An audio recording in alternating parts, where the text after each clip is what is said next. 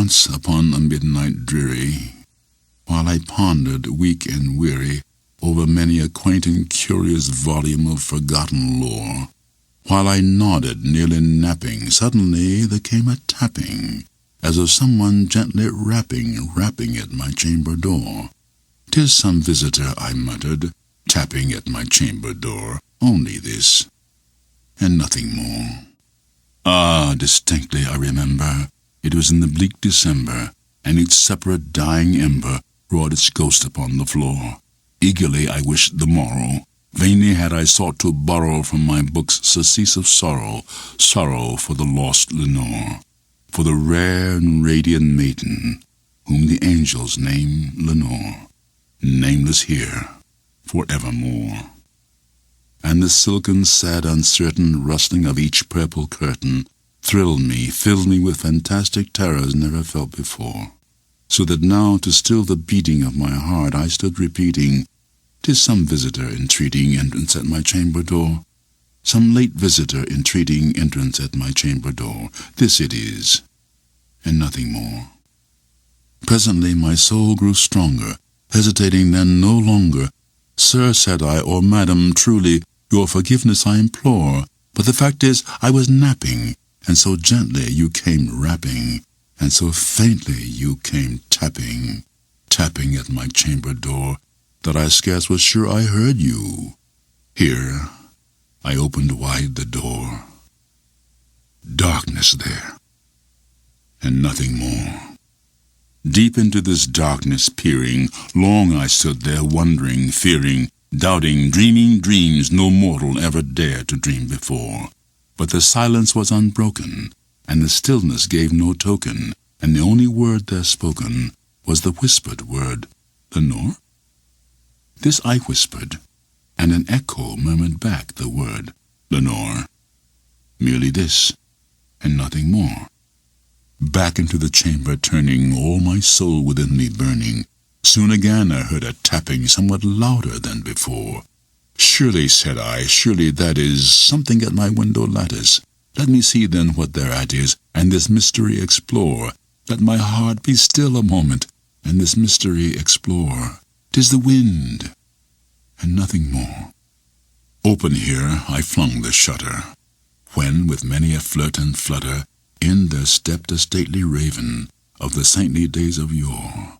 Not the least obeisance made he, not a minute stopped or stayed he, but with mien of lord or lady perched above my chamber door, perched upon the bust of Pallas just above my chamber door, perched and sat, and nothing more. Then this ebony bird beguiling my sad fancy into smiling by the grave and stern decorum of the countenance it wore. "Though thy crest be shorn and shaven, thou," I said, "art sure no craven. Ghastly, grim, and ancient raven, wandering from the nightly shore, tell me what thy lordly name is on the night's Plutonian shore." Quoth the raven, "Nevermore." Much I marveled this ungainly fowl to hear discourse so plainly, though its answer little meaning, little relevancy bore. For we cannot help agreeing that no living human being ever yet was blessed with seeing bird above his chamber door, bird or beast upon the sculptured bust above his chamber door, with such a name as Nevermore. But the raven, sitting lonely on the placid bust, spoke only that one word, as if his soul in that one word he did outpour. Nothing further than he uttered, not a feather than he fluttered, till I scarcely more than muttered, "Other friends have flown before. On the morrow he will leave me, as my hopes have flown before." Then the bird said, "Nevermore." Startled by the stillness broken by reply so aptly spoken, "Doubtless," said I, "what it utters is its only stock and store, caught from some unhappy master, whom unmerciful disaster followed fast and followed faster, till his songs one burden bore to the dirges of his hope, that melancholy burden bore of never, nevermore." But the raven still beguiling my sad fancy into smiling, straight I wheel a cushioned seat in front of bird and bust and door. Then upon the velvet sinking, I betook myself to linking fancy unto fancy, thinking what this ominous bird of yore, what this grim, ungainly, ghastly, gaunt, and ominous bird of yore meant in croaking nevermore. This I sat engaged in guessing, but no syllable expressing to the fowl whose fiery eyes now burned into my bosom's core. This and more I sat divining, with my head at ease reclining on the cushion's velvet lining, that the lamplight gloated o'er, but whose velvet violet lining with the lamplight gloating o'er she shall press, nevermore. Then methought the air grew denser, perfumed from some unseen censer, swung by seraphim whose footfalls tinkled on the tufted floor. Wretch, I cried, thy God hath lent thee, by these angels he hath sent thee, respite, and nepenthe from thy memories of Lenore. Quaff, oh quaff this kind nepenthe, and forget this lost Lenore. Quoth the raven, nevermore. Prophet, said I, thing of evil, prophet still if bird or devil, whether tempter sent or whether tempest tossed thee here or shore. Desolate yet all undaunted on this desert land enchanted, on this home by horror haunted, tell me truly, I implore, is there balm in Gilead? Tell me, I implore. Quoth the raven, nevermore.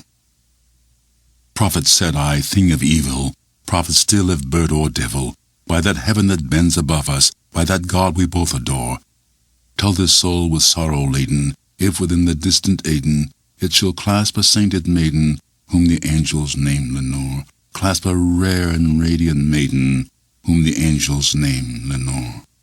Quoth the raven, nevermore. Be that word our sign of parting, bird or fiend, I shrieked upstarting. Get thee back into the tempest and the night's Plutonian shore. Leave no black plume as a token of that lie thy soul hath spoken. Leave my loneliness unbroken. Quit the bust above my door. Take thy beak from out my heart, and take thy form from off my door. Quoth the raven, nevermore. And the raven, never flitting, still is sitting